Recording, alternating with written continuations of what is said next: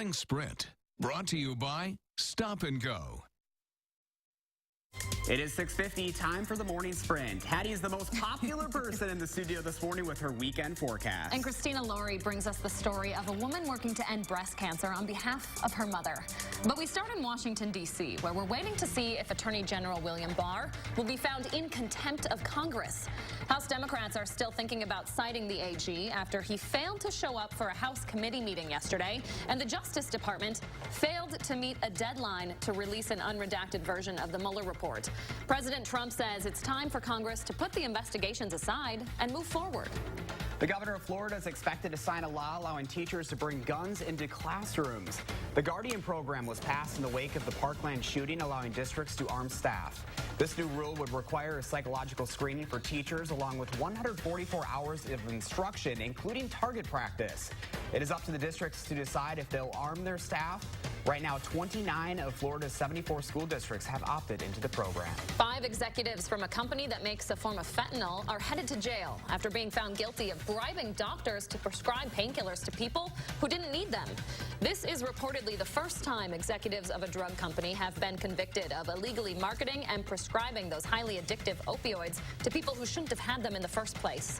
The opioid epidemic has killed nearly 400,000 Americans over the past 20 years. A Rock County man will make his first appearance in court this afternoon on suspicion of being responsible for providing the drugs that led to a woman's death back in December. Chaz Harris allegedly gave a woman heroin laced with fentanyl before she was found unresponsive in her car on December 23rd. Beloit police say they've responded to more than 140 overdose calls since the beginning of 2017. Madison police are investigating this morning after multiple gunshots were fired at a home on the east side overnight. It happened just before midnight on Milwaukee Street. Police say several shots were fired at the house, causing damage but no injuries. Anyone with information is asked to call Madison Police or the Madison Area Crime Stoppers. And we are starting with some dense fog this morning, especially in southeastern Wisconsin, where a dense fog advisory is in effect until 10 o'clock this morning. Visibilities are less than a mile there. Our temperatures today, though, will climb from the 40s this morning back to around 60 later on this afternoon. Look for clouds to move in for the second part of the day. Hattie, thank you. Governor Tony Evers is backtracking from earlier comments about his doubts on Foxconn's job production. Evers met face-to-face with Foxconn CEO Terry Gou for the first time yesterday in Milwaukee. The meeting came just a day after Gou met with President Trump at the White House. Foxconn has promised a $10 billion facility and 13,000 jobs in Wisconsin. Evers previously expressed his doubts about Foxconn reaching that 13,000 job mark, but said yesterday it could also create more than 13,000 jobs. Meanwhile, as the governor continues to push for Medicaid expansion, Assembly Speaker Robin Vos is calling it, quote, empty rhetoric. At a press conference Thursday, Evers said he will, quote, fight like hell to get expansion approved in the budget. Vos says Evers isn't telling the whole story of what an expansion would mean for Wisconsin taxpayers. Republicans plan to vote on cutting the proposal out of the budget next week. There may actually be some hope for the two when it comes to a measure regarding legalizing marijuana. Vos says he hopes to find a middle ground with the governor on a limited legalization of medical marijuana. Vos has long supported a limited legalization for chronic medical conditions, but says Republicans won't go along with the governor's proposal to also decriminalize small amounts for recreational use. A former Wisconsin congressional candidate won't be taking to Facebook to share his thoughts about Wisconsin's budget, President Trump, or anything else for that matter. Facebook announced yesterday it banned Paul Nealon from the site. Nealon has been accused of making anti-Semitic comments on Facebook in the past. He unsuccessfully ran for Congress both in 2016 and 2018. Facebook says multiple factors go into banning someone from the site, including whether that person has ever advocated for violence or has been identified with a hateful ideology. Minutes matter in an emergency. That's why a few rural towns in the area are working together to make emergency response times quicker. Lodi is agreeing to respond to calls in the northern part of the town of Dane, while Waunakee EMS will handle calls in the southern half. That could cut response times by 10 minutes in some cases. Officials hope other towns consider similar deals to better cover emergencies. Fears of a so-called food desert on Madison's south side are being put to rest this morning. The Pick and Save along Park Street is one of the only full-service grocery stores in that area, but it's set to close as SSM Health plans to build a new healthcare facility there.